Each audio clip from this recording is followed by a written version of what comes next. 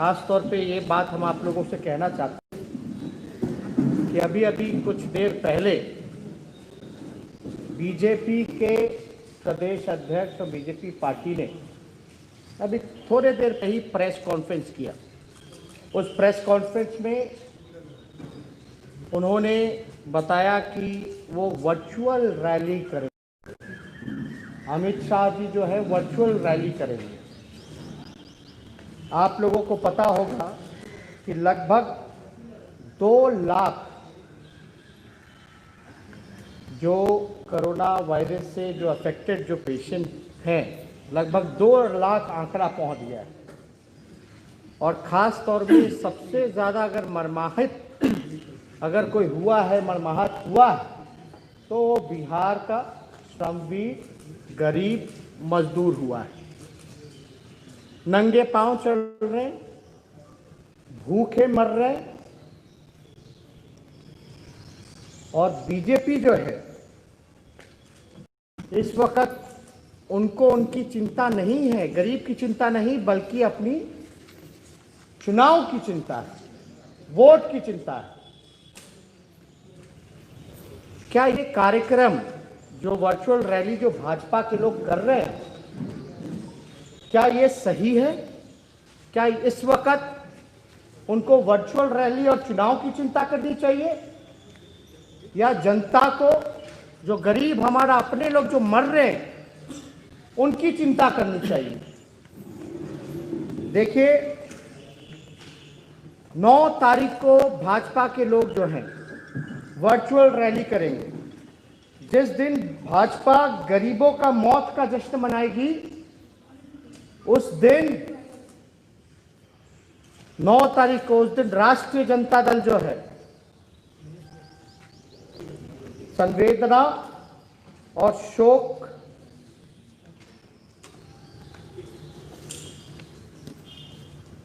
उस दिन संवेदना और शोक राष्ट्रीय जनता दल मनाएगा, और प्रतिकार जो है वो हम लोग करेंगे। और उसका नाम जो होगा गरीब अधिकार दिवस, भूखा बेरोजगार मजदूरों और किसानों के लिए। आप लोगों को बता दें, जिस दिन ये लोग जश्न मनाएंगे मौतों का, उस दिन राष्ट्रीय जनता दल जो है गरीब मजदूरों के साथ, किसानों के साथ, बेरोजगारों के साथ खड़ा होकर के प्रतिकार करेगा। और हम लोग जो है गरीब अधिकार दिवस 9 तारीख को हम लोग मनाने का काम करेंगे। ये 10 बजे सुबह, और इसका प्रतिकार जिस प्रकार से जो खाली पेट है, जिनका थाली खाली है, पहले भी प्रधानमंत्री जी ने निर्देश दिया था कि भाई जो है आप लोग योद्धा जो है कोरोना, उनके सम्मान में बजाइए। हम लोग जिसके पास जो साधन है, थाली हो, कटोरी हो, वो बजाने का काम करे। और जो गरीब भूखे जो मर रहे हैं, उनके सम्मान के लिए, गरीब का भूख मिटाने के लिए, और जो सरकार जो चैन से सोई हुई है, जो गहरी नींद में सोई हुई है, बिहार की डबल इंजन की सरकार, जो केवल चुनाव की चिंता कर रही है, गरीब की चिंता नहीं कर रही, इस वजह से हम लोग करेंगे। आप देखिएगा 100 से अधिक लोगों की जान गई है, इसमें मर गए हैं। लेकिन बीजेपी को जो है थोड़ा सा भी लोक लाज नहीं बचा है। क्या ये जरूरी था करना, जो ये वर्चुअल रैली? और हम कहना चाहते हैं कि लालू जी हमेशा एक बात कहा करते थे, हमारे राष्ट्राध्यक्ष, गरीबों को डांटा नहीं आटा चाहिए। हमारे राष्ट्राध्यक्ष हमेशा एक बात कहते थे, गरीबों को डांटा नहीं आटा चाहिए। अभी क्या जरूरत है? और इन लोगों को जो है वर्चुअल रैली जो है वो करने की चिंता है। बीजेपी को सत्ता और पावर का जो उनको भूख है वो मिटाना है, उसलिए ये वर्चुअल रैली कर रहे हैं। लेकिन उनके सामने जो गरीब भूखा है, मजदूर जो आया है, क्या स्थिति बनी हुई है, इनको जवाबदेही होनी चाहिए। आप बताइए, भाजपा के मंत्री हैं, अहम मंत्री हैं, कोरोना के टाइम में जिनको सबसे ज्यादा जिम्मेवारी है, स्वास्थ्य विभाग जो है भाजपा के पास है, श्रम विभाग जो है वो भाजपा के पास है। क्या आप लोगों ने कोई बैठक में मुख्यमंत्री के साथ देखा इनको? कहां है, किस बिल में छुपे हुए हैं, ये इनको बताने का काम करना चाहिए। कहां है भाई? और क्या किया इन्होंने श्रमिकों के लिए? स्वास्थ्य विभाग के लोग बताएं कि कितना वेंटिलेटर मिला इनको।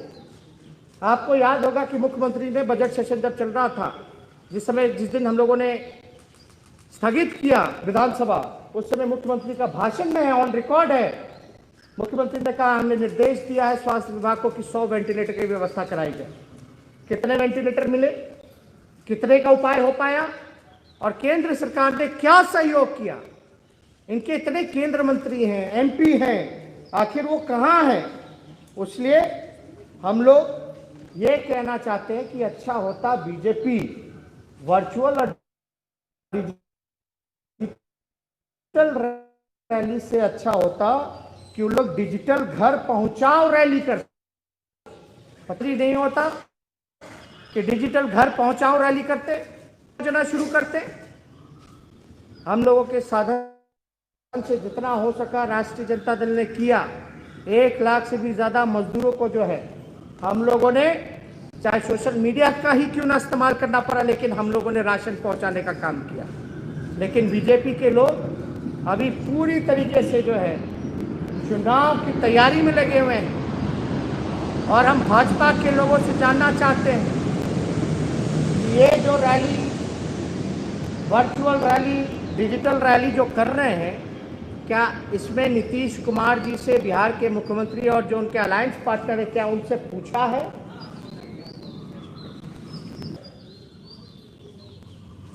डिजिटल रैली नहीं बल्कि उनको इनविजिबल रैली निकालना चाहिए, क्योंकि डबल इंजन की सरकार जो है पूरी तरीके से गायब हो चुकी है, नजर ही नहीं आ रही। जो काम सरकार को, डबल इंजन की सरकार को करना चाहिए, रेलगाड़ी जो है वो 40 रेलगाड़ी जो है भटक जाती है अपने रास्ते से। ऐसा कभी देश के इतिहास में नहीं हुआ।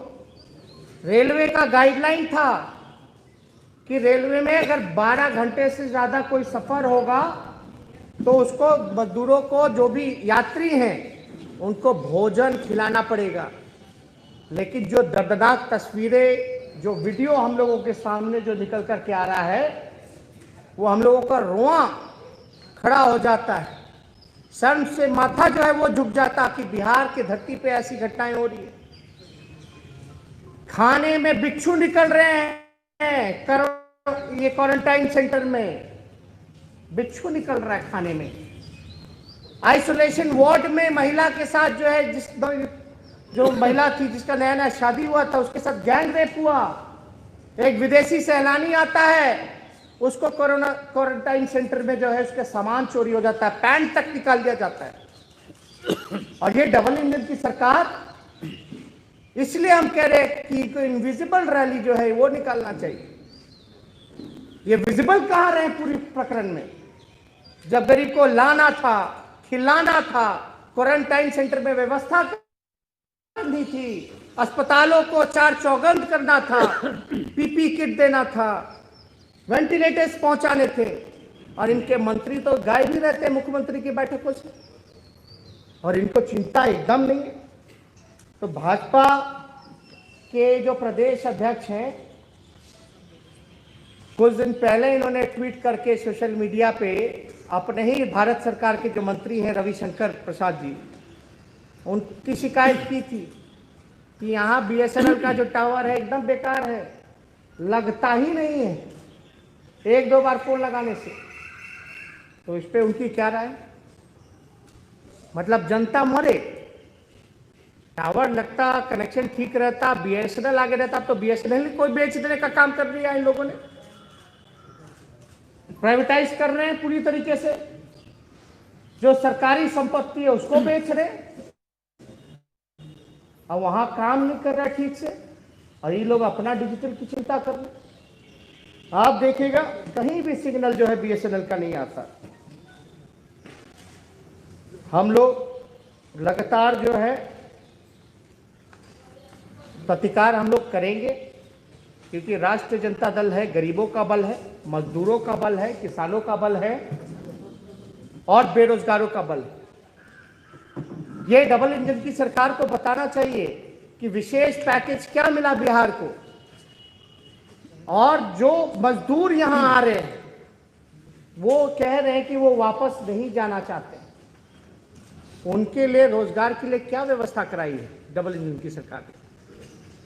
कौन सी व्यवस्था ये लोग कर रहे हैं? बिहार की अर्थव्यवस्था क्योंकि पहले से ही पिछड़ा है, ये हम नहीं कहते।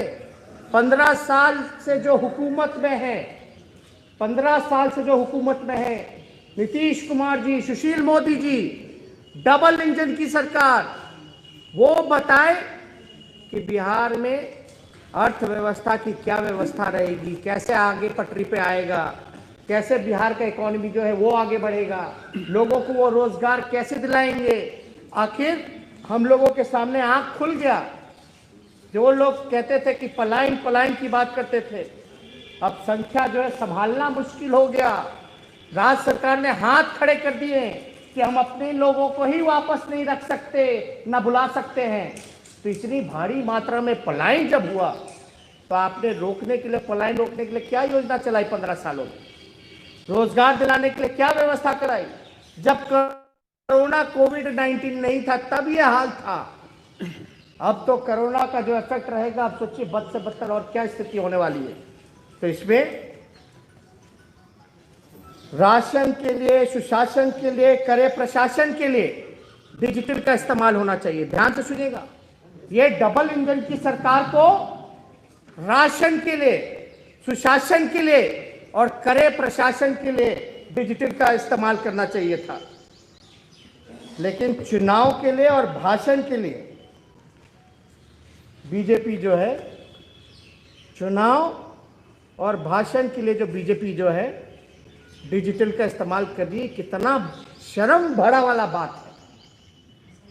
इसलिए हम बिहार के सभी आवाम से, सभी जनता से, जो खास तौर पे जो भुक्तभोगी है, जो अफेक्टेड है, उनसे अपील करेंगे, जो क्वारंटाइन सेंटर से भी जो घर गए हैं, अपने गांव गए हैं, चाहे शहर हो या गांव बिहार का, एक एक व्यक्ति से कहना चाहते हैं कि 9 तारीख को जो हम लोग गरीब अधिकार का जो हम लोग बात कर रहे हैं, उसके लिए आप लोग आगे आइए, प्रतिकार कीजिए और सरकार को नींद में जो सोई हुई है उसको जगाने का काम कीजिए।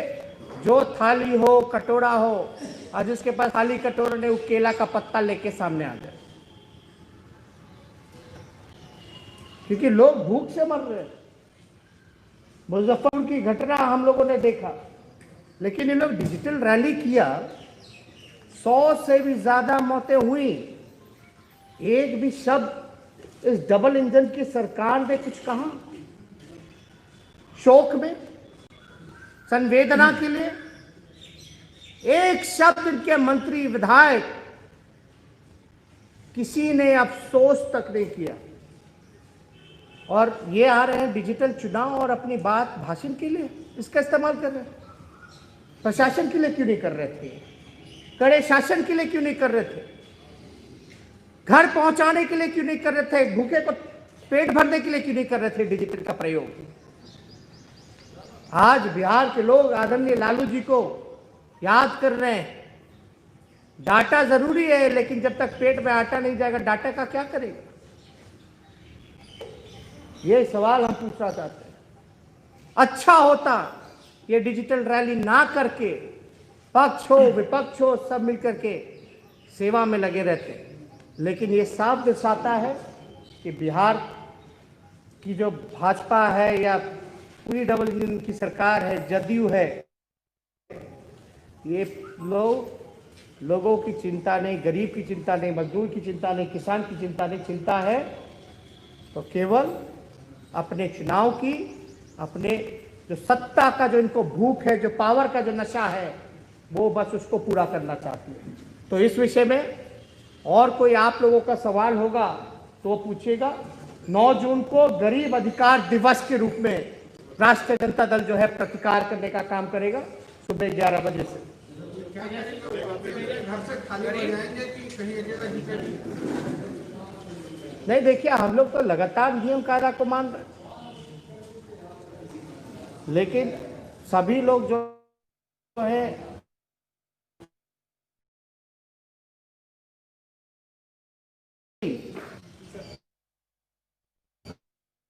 एक जिम्मेदार विपक्ष होने के नाते हमारा फर्ज बनता है कि जहां जन अधिकार जन सुरक्षा की बात, और अब तो सलाह दिए बीजेपी को, अच्छा होता ये करती, घर पहुंचाने का डिजिटल इस्तेमाल करती, शासन प्रशासन का डिजिटल इस्तेमाल करती, लोगों का पेट भरने के लिए डिजिटल इस्तेमाल करती। तो इनको अपनी चिंता चुनाव की है, इसलिए राष्ट्रीय जनता दल हमेशा से गरीबों के लिए लड़ा है, आगे भी लड़ेगा। हम मजबूती के साथ गरीब को अधिकार दिलाने के लिए जो संघर्ष करना पड़े वो हम लोग करेंगे। तेजस्वी जी भी थाली बजवाए थे पिछले दर्जे के लिए, मोदी जी भी थाली बजवाए कोरोना के लिए, और अब आप बीजेपी की रैली। थाली देखिए, इसका मकसद अलग। आप खाना किस में खाते हैं? थाली में खाते हैं। गरीब का थाली तो खाली है, तो थाली बजाएगा। जो सरकार जो चैन से जो नींद सोई हुई है उसको जगाने के लिए, दिखाने के लिए, प्रतिकार करने के लिए ब्लॉक हो, पंचायत लेवल तक जो है हमारे पार्टी के वर्कर वगैरह भी गांव गांव इसका प्रतिकार हम लोग करेंगे। उस दिन हम लोग गरीब अधिकार दिवस मनाएंगे। ग्रामीण विकास मंत्री ने दावा किया है कि 30 लाख प्रवासियों को रोजगार दे दिया, कितना दम लगता है इस दावे में? कहाँ के 30 लाख? बिहार में बोला 30 लाख प्रवासी। 30 लाख आ गए हैं। सरकार ने आंकड़ा क्या दिया? 4, 5 लाख, 10 लाख? कितना सरकार ने आंकड़ा दिया? आप समझ सकते, जब आएंगे तो रोजगार कहाँ से दे दिया? दावा कैसे? तो जुमला पार्टी है, जुमला पूरा बोल। देखिए ये सब कहने की बातें हैं, कहने की बातें हैं। सरकार कह रही है बिहार के पास संसाधन है 24 लाख लोगों को 100 दिन के लिए रोजगार देने का मनरेगा के माध्यम से, ये कितना जायज? अब देखिए मनरेगा के विषय में तो रघुवंश जी जो है बेहतर बताएंगे, क्योंकि कानून जो है UPA 1 की सरकार में उस समय ग्रामीण विकास मंत्री रहे भारत सरकार में, और ज़्यादातर पैसे भी उस समय मनरेगा के टाइम में आए थे। तो एक बात समझिए, जो लोग मनरेगा का जो मजाक उड़ाते थे, ये राष्ट्रीय जनता दल की देन है, UPA 1 की देन है मनरेगा। आज कहीं ना कहीं उनको मनरेगा की ही याद आ रही है और मनरेगा से ही काम चलाना पड़ रहा है। ठीक है, व्यवस्था होगी, लेकिन केवल मनरेगा से इतनी बड़ी संख्या में, जो पहले से लोग बेरोजगार थे, अब तो और जो है जो पलायन किए हुए थे जो वापस आ गए, उनकी और क्या व्यवस्था की जाएगी? आप समझ सकते संख्या में कितनी वृद्धि हुई है। तो केवल मनरेगा से ही काम नहीं चलेगा, फूड प्रोसेसिंग यूनिट भी चालू करना पड़ेगा।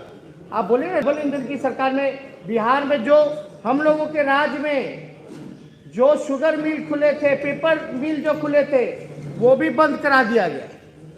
क्यों बंद हुआ? ये अब तक बंद पड़ा हुआ शुगर मिल जो है, पेपर मिल तो खोल नहीं पाए। ये बातें बड़ी बड़ी करेंगे, लेकिन आप फैक्ट्स और फिगर पे जाइए, आप पूछिए ना कि बिहार को और कोरोना की स्थिति जो है भयावह हो रही है, लोग इतनी बड़ी संख्या में और आ रहे हैं, तो वेंटिलेटर कितना? बिहार विधानसभा में ऑन रिकॉर्ड CM का बयान है, आदरणीय नीतीश कुमार जी ने ये बोला। हालांकि जितनी बातें बोली थी मास्क के बारे में या धारा 144 के बारे में, सब उल्टा हुआ। आप पूछिए तो आप पढ़िएगा, 100 वेंटिलेटर स्वास्थ्य विभाग बिहार को बोला था, वो पूछिए। और केंद्र ने कितने वेंटिलेटर दिए ये पूछिए। हमको लगता है कि केंद्र से एक वेंटिलेटर नहीं मिला। टेस्टिंग किट में कमी है पूरी तरीके से, और हम बार बार सलाह देते रहे कि भाई रैंडम टेस्टिंग बहुत ज़रूरी है, और रैंडम टेस्टिंग के लिए आपको टेस्टिंग किट चाहिए होगा। बिना टेस्टिंग किट के अब तो क्लिनिकों को दे दिया गया। ठीक है, लेकिन जो गरीब है वो कहाँ से जांच कराएगा? कि ये बात 15 साल पहले, 15 साल से क्या कर रहे थे? 15 साल से क्या कह रहे थे और क्या कर रहे थे? फिर जनता को बेवकूफ बनाना, मीडिया के भाइयों को गुमराह करना, उल्टा सीधा भाषण ये लोग देने का काम करेंगे। 15 साल से कर क्या रहे थे? चुनाव की तैयारी बीजेपी शुरू कर रही है, आपको क्या लगता है चुनाव नहीं होना चाहिए या चुनाव? ये देखिए, ये हम नहीं ना तय करेंगे, मेरा व्यू नहीं ना चलेगा, तो इलेक्शन कमीशन की जिम्मेदारी है ना। संविधान में क्या प्रावधान है ये देखते हुए होगा ना, लोकतंत्र में क्या जरूरत है, ये सारी चीजें होंगी, जब समय होगा तब देखा जाएगा। देखिए आप भैया, आप चुनाव समय की बात करें, लोग मर रहे हैं, पहले हम उनको जो है भूखे रोटी दें कि वर्चुअल रैली भाषण दें?